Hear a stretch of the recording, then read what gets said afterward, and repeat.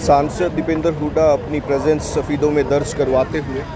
नमस्कार दोस्तों, नीर एक्सप्रेस चैनल में आपका स्वागत है। अभी सफीदों अनाज मंडी के अंदर सांसद दीपेंद्र सिंह हुड्डा जो है वो पहुंचने वाले हैं।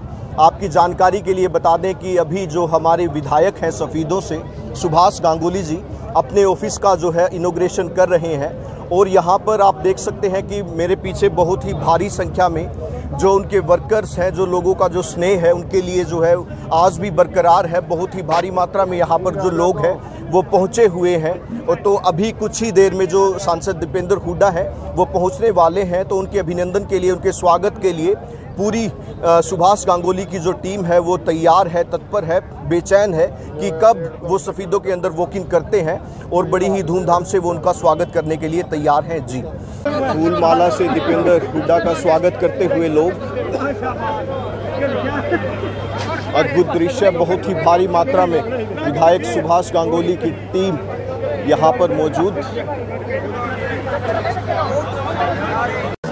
मैं ओलिया 80 साल के आज तक के इशारा देखा है। सरकार ने तो बुलाया करते जाता है गम बन जाती, और आज गम नहीं घुसन देते।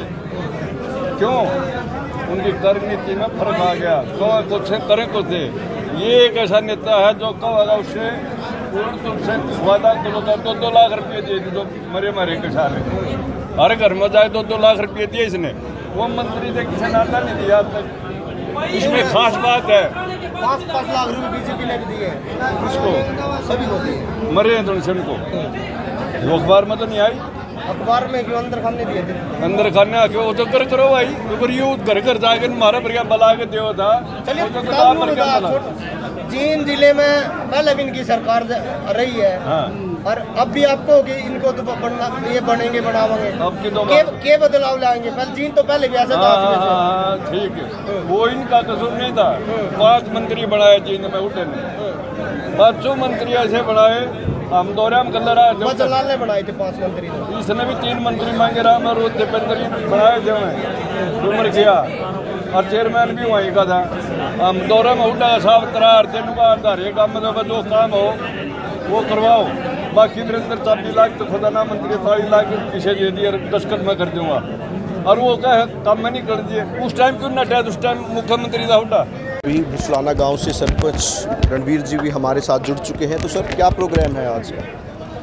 आज का जो प्रोग्राम है, अपने जो विधायक जी है सुभाष जी, उन्होंने अपने कार्यालय का विधिवत रूप से मूर्त करने का काम किया। और इस उपलक्ष्य में राज्यसभा सांसद भाई दीपेंद्र सिंह जी हुड्डा यहाँ चीफ गेस्ट बनाए गए थे और उन्होंने रिबन काट करके कार्यालय का उद्घाटन किया। और जैसा आप देख रहे हो, सफीदों में कितनी खुशी है, कितनी खुशी से, उत्साह से लोग यहाँ पर कार्यालय के मूर्त पर आने का काम किया। लोगों ने सुबह 10 बजे से और अब तक लोगों का आने का और जाने का तांता लगा हुआ है। और अब भी हमें भी बहुत खुशी है कि सांसद महोदय के आने से लोगों में एक बड़ी ऊर्जा का काम सफीदों हल्के में देने का किया है। आज सबसे पहले तो मैंने सफीदों विधान, ये जो हिंदू नववर्ष है उसके उपलक्ष्य में हमने अपने इस कार्यालय का दीपेंद्र हुड्डा जी के हाथों से इस कार्यालय का उद्घाटन करवाया है, शुरुआत करवाई है। 9 वर्ष का पहला दिन था और बहुत ही शुभ दिन था, इसलिए हमने इस दिन को चुना। और वैसे तो मैंने चुना तो 3 तारीख था, लेकिन मुख्यमंत्री जी की जनसभा होने के कारण मैंने इसको एक दिन पीछे करके इस जो उद्घाटन जो समारोह था इसको पहला नहीं, हिंदू वर्ष का पहला दिन भी है, नए साल का पहला दिन। उसके कल मुख्यमंत्री जी आ रहे हैं, तो आपने कई विधानसभा में मांगे उठाई हुई हैं और एक बार फिर मैंने लगभग 500-600 करोड़ की मांगे जो सफीदों विधानसभा क्षेत्र के लिए जरूरी थी, जैसे डॉक्टरों की कमी, मास्टरों की कमी, कर्मचारियों की कमी, इस सारी की सारी चीज़ों की विधानसभा के पटल पर मुख्यमंत्री जी को पूरे हाउस के सामने मैंने ज्ञापन दिया था। उस ज्ञापन के माध्यम से मैंने कहा था, मुख्यमंत्री जी ये ज्ञापन देता हूँ, आप 3 तारीख को वहाँ आएंगे तो ये सारी की सारी मांगें सफीदों विधानसभा जी की पूरी करने का काम करना। मैं आपका बहुत धन्यवादी होऊंगा और आपकी पूरी प्रशंसा करूँगा। आज विशेष दिन क्या? आज सबसे पहले जो हमारे विधायक हैं सुभाष गांगुली जी, उन्होंने जो अपने यहाँ पर एक ऑफिस का, पॉलिटिकल ऑफिस का, राजनीतिक कार्यालय और अपने खुद के निवास का भी, जो यहाँ पे एक मुहूर्त किया है। और उस अवसर पे सबको आज इन्होंने यहाँ पे एक भंडारे के रूप में सबको प्रसाद ग्रहण करने का अवसर मिला। तो मैं सुभाष जी को बहुत बहुत शुभकामनाएं देता हूँ। ये एक ऐसे विधायक हैं जिनकी कार्यशैली से न केवल सफीदो हल्का मगर पूरे हरियाणा के अंदर जिनकी कार्यशैली की मिसाल दी जा रही है। सबका मान सम्मान करके, हर व्यक्ति की भावनाओं का आदर और सम्मान करके अपने क्षेत्र में किस प्रकार से विकास के लिए संघर्ष किया जाए, किस प्रकार से हर वर्ग की आवाज़ उठाई जाए। हरियाणा विधानसभा में आपने देखा भी होगा बार बार लाइव प्रोसीडिंग्स में भी, और हर सुख दुख में कैसे अपने पूरे विधानसभा क्षेत्र को अपना परिवार मान के चला जाए। मैं ये मानता हूँ कि सफीदो क्षेत्र में शायद के इतिहास में शायद ऐसे जनप्रतिनिधि ये पहली बार अवसर मिला हो। और मैं हमारी बहुत बहुत शुभकामनाएं भाई साहब के साथ, सुभाष जी के साथ, कि वो अपनी इस कार्यशैली से वो आगे बढ़े, सफीदों के हकों की आवाज़ उठाएं और कंधे से कंधा मिलाकर हम उनके साथ हैं। सर, सत्ताधारी सरकार द्वारा जो आज महंगाई दिन प्रतिदिन बढ़ाई जा रही है, गैस सिलेंडर की बात हो तो उन पे क्या कहेंगे आप? जरा जैसे कितना मामला उठाने की कोशिश करेंगे? देखिए, गैस सिलेंडर की बात नहीं रही, केवल डीजल और पेट्रोल की बात ही नहीं रही। ये तो जनता को कैसे निचोड़ा जाए, नए नए तरीके ढूंढ रहे हैं। अभी आपने देखा होगा 100 यूनिट से ऊपर बिजली का भी उन्होंने 25 पैसे बढ़ा दिया। हर रोज़ कोई ना कोई आप खबर ऐसे आपको अखबार में छपी हुई दिखाई देगी कि जनता की जेब पे कैसा और डाका डाला जाए। ये CNG की बात हुई आपके सामने। तो ये सरकार, जो हरियाणा सरकार ख़ास तौर पे, जिसको हरियाणा सरकार को एक सर्वे छपा था कि सबसे ज़्यादा महंगाई हर प्रदेश में, वैसे तो महंगाई पूरे देश में, लेकिन कौन से प्रदेश में सबसे ज़्यादा वैट है डीजल पेट्रोल पे, रसोई गैस पे, कौन से प्रदेश के अंदर सबसे ज़्यादा बिजली महंगी है, ये सारे मापदंडों के आधार पे उस पे हरियाणा नंबर 1 पे पहुंचा है। तो बेरोजगारी के बाद महंगाई में भी हरियाणा नंबर 1 पे पहुंच गया। ये मैं समझता हूँ ये उपलब्धि बताने के लिए मुख्यमंत्री शायद कल सफीदो आएँ, वो शायद ये बताएं कि हमने बेरोजगारी में नंबर 1 पहुँचा दिया, हमने महंगाई में नंबर 1 पहुँचा दिया। 13 डॉक्टर सफीदों के सामान्य अस्पताल में 13 पोस्ट डॉक्टरों की हैं, एक भी खाली एक भी भरी हुई नहीं है। या तो इस हॉस्पिटल को किराए पे दे दें, किसी दूसरे मद में दे दें, या फिर इसको चलाना है तो कम से कम आधे, हम ये नहीं कहते हमारे 100% डॉक्टरों के पद भरे, कम से कम जितना दूसरी जगह है उससे भी ज़्यादा तो दे सकते हैं। जहाँ 50% देते हैं हमें 25% दे दें, जहाँ 80% देते हैं वहाँ 40% दे दें। सही बात है। सफीदो अस्पताल के अंदर एक सिंगल डॉक्टर भी नहीं है, सिंगल डॉक्टर नहीं, पद खाली। जींद यूनिवर्सिटी के अंदर, आज जींद यूनिवर्सिटी के अंदर लगभग आपकी प्रोफेसर पद की जो है रिक्त पड़ी। ये उस समय यूनिवर्सिटी बनी थी, ये जो है आज हमारी सरकार के समय आज ये स्थिति ये है कि वहाँ पे यूनिवर्सिटी के अंदर आपके शिक्षक नहीं है, स्कूलों के अंदर शिक्षक नहीं है। और अभी 134A की बात कोई भाई कर रहे थे, 134A के तहत जो हमारी बहन जी कर रही थी, तो ये भी एक बड़ा भारी है। इसमें भी हम कहना चाहते हैं कि ये 2007 में हुड्डा सरकार के समय लागू किया गया था कि गरीब के बच्चों को अच्छी पढ़ाई से कोई वंचित ना रहना पड़े। बच्चे जब छोटे हैं, भगवान की देन है, सब बराबर हैं। हम गरीब और अमीर में फ़र्क करें, ऐसा क्या हम ऐसी जो है प्रदेश बनाना चाहते हैं? और इसीलिए हर स्कूल के अंदर व्यवस्था हुई थी। आज प्राइवेट स्कूलों का जो पूरा दबाव इस सरकार पे है, क्योंकि इस सरकार में जुड़े हुए बहुत लोग प्राइवेट स्कूलों में ही शामिल हैं। आज फीस बढ़ाने की पूरी छूट, और फीस बढ़ाने की छूट के साथ साथ अब ये 134A को समाप्त कर दिया। गरीब बच्चों को दाखिला अगले सेशन से नहीं मिलेगा प्राइवेट स्कूलों के अंदर। हम इसका पुरजोर विरोध करते हैं। सरकार को बताना चाहते हैं, कहना चाहते हैं, सरकार उन गरीब बच्चों को अकेला मत समझे। ये मत समझे कि वो गरीब बच्चे हैं तो उनके साथ कोई खड़ा नहीं होगा, उनके साथ हम खड़े होंगे। गरीब बच्चों के हकों की लड़ाई लड़ेंगे। जिस सोच के साथ हुड्डा सरकार ने ये उसमें 2007 में लागू किया था, गरीब के बच्चों को न्याय मिले, शिक्षा में बराबरी का अधिकार मिले, हम उस बात को और इसकी लड़ाई लड़ेंगे विधानसभा से लेकर संसद तक। इसके साथ साथ एक और मुद्दा है, चंडीगढ़ का मुद्दा है। चंडीगढ़ में एक गैर कानूनी और असंवैधानिक एक प्रस्ताव पंजाब विधानसभा ने पारित किया है, और बेवजह चंडीगढ़ की बात बहुत, मैं समझता हूँ बहुत लंबे समय के बाद चंडीगढ़ पे अपना की बात इन्होंने पंजाब ने उठाई है। वो असंवैधानिक है, मुख्यमंत्री जी से हम कहना चाहते हैं कि सर्वदलीय बैठक बुलाए, सभी सांसदों और विधायकों को लेकर प्रधानमंत्री जी के पास चले, राष्ट्रपति के पास चले। और केवल चंडीगढ़ ही नहीं, चंडीगढ़ में तो हमारा हक है, वो हमारी राजधानी है, थी, है और रहेगी। लेकिन साथ के साथ अब समय आ गया कि SYL का भी, ये जो विधानसभा, पंजाब की विधानसभा कभी चंडीगढ़ पे, कभी SYL के सुप्रीम कोर्ट के फैसले के खिलाफ असंवैधानिक प्रस्ताव पास करती है। देश की सरकार अब इस बात का संज्ञान ले। हमारा अधिकार है कि हमें जो अपने अधिकार का पानी है, मुझसे ज़्यादा एक बूंद भी पानी नहीं लेना चाहते पंजाब से, लेकिन उतना अधिकार का पानी मिले। और ये पंजाब सरकार बेवजह दोनों प्रदेशों का भाईचारे बिगाड़ने के लिए चंडीगढ़ को जो बीच में लेके आई है, उनको ये पता होना चाहिए चंडीगढ़ का 1 इंच का भी हम अपना हक नहीं छोड़ेंगे।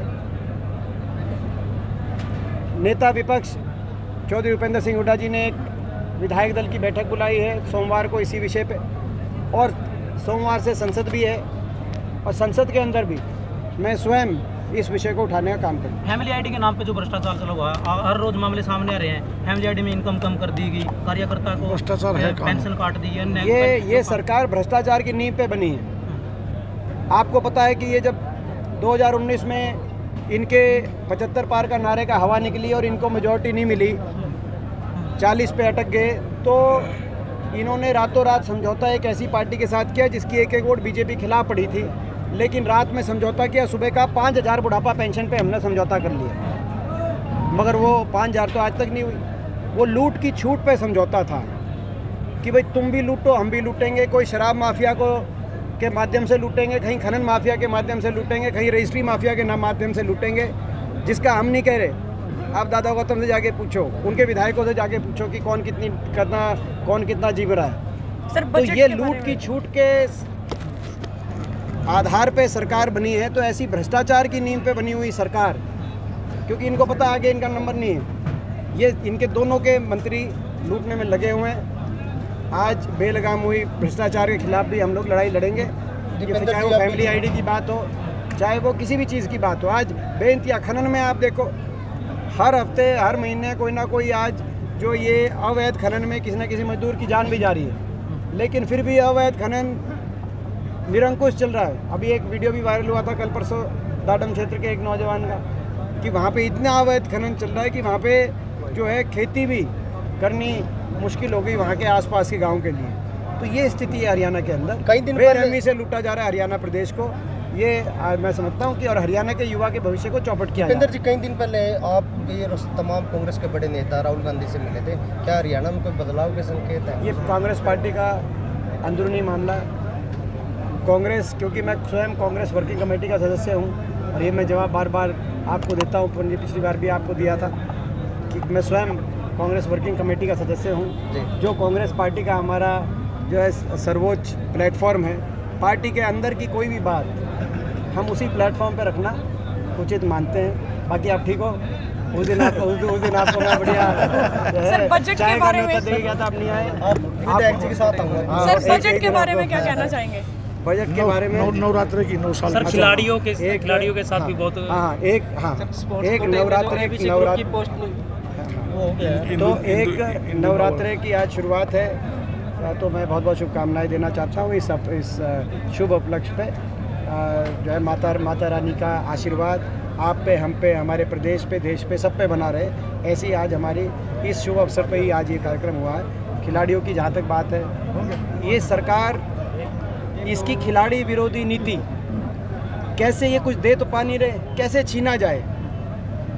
कि जब शुरू में कहा कि भाई कुछ राहत नहीं दे रहे, हमारे समय ये आता था कि भाई कब SC और बैकवर्ड निगम के कर्जे माफ़ होंगे, कब किसान के कोऑपरेटिव के कर्जे माफ़ होंगे, कब बिजली के कर्जे माफ़ होंगे, कब जो है देश में सबसे सस्ता डीजल पेट्रोल का वैट का दर हरियाणा में लगाया जाएगा। देने की बात होती थी, पैकेज दिए जा रहे थे। ये सरकार दे तो कुछ पा नहीं रही, कैसे लिया जाए, एक एक करके कैसे छीना जाए, जेब से कैसे पैसा निकाला जाए, बिजली सबसे महंगी कैसे की जाए। अब खिलाड़ियों को कैसे क्लास 1, 2 और 3 के अंदर नौकरी से कैसे वंचित रखा जाए, अभी तक लगाई नहीं, इन्होंने लगाई नहीं है। वो नीति भी ख़त्म कर रहे थे जो हमारे समय की नीति थी, वो तो ये पकड़ेगा ही। जब हुड्डा साहब ने विधानसभा में कहा, जो खेल मंत्री जी थे उन्हीं को कहा कि भाई आप कौन सी नीति के तहत भर्ती हुए थे, तो एक नीति थी पदक लाओ पद पाओ। पदक लाओ पद पाओ देश में सबसे प्रसिद्ध नीति बनी। आज मणिपुर ने भी उस नीति का यूं नीति उसको लागू किया है और हमारे खिलाड़ियों को प्रोत्साहन मिला। लेकिन दुर्भाग्य से जब से सरकार बनी हमारे समय में 750 से ज़्यादा खिलाड़ी इस नीति के तहत डीएसपी, इंस्पेक्टर, सब इंस्पेक्टर और तमाम अलग अलग महकमों में नियुक्तियां हुई थी, 750 से ज़्यादा। इन्होंने इस नीति को धीरे धीरे कमज़ोर किया, इसको लागू नहीं किया। यहाँ तक कि पिछली ओलंपिक की हमारी विजेता साक्षी मलिक, इस ओलंपिक की तो अब अभी नंबर ही नहीं पड़ा है, पिछले ओलंपिक की, यानी कि आप समझें 5 साल हो गए उनको, 5-6 साल, वो आज तक अपनी नियुक्ति इंतजार कर रही है। पिछली ओलंपिक की अकेली विजेता थी। तो कहने का मतलब इस नीति को दोबारा से लागू किया जाए। इन्होंने आज ये कदम तो पीछे हटाए हैं, कहा कि अब हम लागू करते हैं, लेकिन उसको लागू भी करो। और मैं खिलाड़ियों को, प्रदेश के खिलाड़ियों को कहना चाहता हूँ, प्रदेश की खिलाड़ियों की हम लड़ाई लड़ते रहेंगे। अगर ये सरकार समय से इस नीति को लागू करके जो पिछले 6 साल में, जितने भी 7 साल में जो प्रतियोगिता हुई हैं, खिलाड़ी जो मेडल लेके आए उनको नियुक्तियाँ दे, नहीं तो उन खिलाड़ियों को चिंता करने की आवश्यकता नहीं। आने वाले समय में लोगों के आशीर्वाद से सत्ता परिवर्तन यदि होता है, हमें अवसर मिलता है, तो इस दौरान के बीजेपी सरकार के, जेजेपी सरकार के दौरान के जितने भी खिलाड़ी मेडल लेके आए हैं, पुरानी नीति से उनको अपनी उस हिसाब से हम नियुक्ति देने का काम बीजेपी के नेताओं से जब रोजगार की बात करते हैं दीपेंद्र जी, वो कहते हैं कि हम हाईवे निकाल रहे हैं, अपने आप लोग मिस्त्री का काम शुरू कर लेंगे, दूसरे काम शुरू कर लेंगे। देखिए, बड़े दुर्भाग्य की बात है कि आज हरियाणा देश में बेरोजगारी में नंबर 1 प्रदेश, और कल मुख्यमंत्री जी यहाँ पे आएंगे, आप उनसे भी पूछना, क्योंकि ये हम नहीं कह रहे, ये एक तो नीति आयोग कह रहा है। पहले तो नीति आयोग की स्लैब है, नीति आयोग ने जो भारत सरकार का, मोदी सरकार का है, उसमें उन्होंने कहा है कि भाई 3 जो सबसे भयावह स्थिति है, अंडमान निकोबार, लक्षद्वीप और हरियाणा। आप जानते हैं कि अंडमान निकोबार और लक्षद्वीप टापू हैं, वहाँ की स्थिति और हमारी स्थिति का कोई तुलना नहीं की जाए, हम तो दिल्ली के नज़दीक है। दूसरा CMI, centre of monitoring Indian economy, जो आप कल मुख्यमंत्री जी जरूर सवाल पूछना। जी। लगातार पिछले 20-21 महीने से हर महीने का डेटा आता है। हरियाणा देश में ना सिर्फ बेरोजगारी में सबसे आगे, मगर हरियाणा देश के औसत से दुगना है बेरोजगारी में, क्योंकि ना सरकारी नौकरी मिल रही, ना कहीं कोई औद्योगिक निवेश हो रहा, ना कोई IMT बनाई, ना कोई औद्योगिक क्षेत्र बनाया, कहा कि हम एक्वायर ही नहीं करेंगे, ना कोई थर्मल का कारखाना लगाया। हमारे समय कहीं थर्मल का लग रहा था, कहीं परमाणु का कारखाना लग रहा था, कहीं IMT बन रही थी, कहीं यूनिवर्सिटीज़ बन रही थी, निवेश हो रहा था। मैं आपको इसी में ऐड कर रहा हूँ, मैं इसको, हाँ, मैं एक बार अभी इसमें अपना कंप्लीट कर लूँ, फिर आपसे मैं मुख्यमंत्री जी से, क्योंकि मुख्यमंत्री जी ने कहा कि जो CMI का जो डेटा है, हम उस डेटा को नहीं मानते, हम उनको नोटिस देंगे कि आप हरियाणा को, ये मैं मुख्यमंत्री जी से ये सवाल पूछ रहा हूँ, ये वही डेटा है जिसके आधार पर, क्योंकि मैं यूपी में रहा चुनाव में, प्रधानमंत्री जी और योगी आदित्यनाथ जी हर सभा में कहते थे कि CMI के अनुसार उत्तर प्रदेश में योगी सरकार ने 5% बेरोजगारी दर घटाया, और बड़े बड़े होल्डिंग भी लगे हुए थे, अखबारों में इश्तिहार भी छपते थे, डबल इंजन सरकार यूपी की, और उसमें CMI के अनुसार, और उसी लिस्ट में सबसे ज़्यादा बेरोजगारी हरियाणा बढ़ी हुई। तो ये क्या वहाँ पे इनको मानते हैं रिपोर्ट को और यहाँ नहीं मानते? तो वो सही हैं मुख्यमंत्री जी जो कह रहे हैं CMI गलत है, या मोदी जी और योगी आदित्यनाथ जी ठीक है? तो इस बात का बताए, अपनी जो सरकार की विफलता है उसको स्वीकार करें मुख्यमंत्री जी, और इस दिशा में बताएं क्या रूपरेखा, रोड मैप है, कहाँ इन्वेस्टमेंट लाना चाहते हैं। क्या इन्होंने नया इन्वेस्टमेंट तो छोड़ो, पुरानी इन्वेस्टमेंट भी ले गए। जो हमारी रेल कोच फैक्ट्री थी, आपको पता है, वो ले गए। एयरपोर्ट आना था जो मंजूर शुदा हमारे समय के थे, वो भी ये नहीं, इन्होंने पूरे नहीं करा। सर, इंपोर्ट जो है वो डबल हो चुका है, इसमें कोई दो राय नहीं है, लेकिन एक्सपोर्ट जो है वो कम हो रहा है। ये ठीक है ना सर? कितना बड़ा चैलेंज मानते हैं इकोनॉमी का? MBA के स्टूडेंट हैं आप। नहीं, इसका लगातार, आप ये केवल पिछले 1-2 साल से नहीं है, लगातार पिछले 5-6 साल से एक्सपोर्ट लगातार कम हो रहा है। और ये मैंने अपनी बजट की स्पीच में भी मैंने कहा था, आपने सुनी होगी वो बात, कि मेक इन इंडिया का नारा, लेकिन एक्सपोर्ट में निरंतर घटोतरी।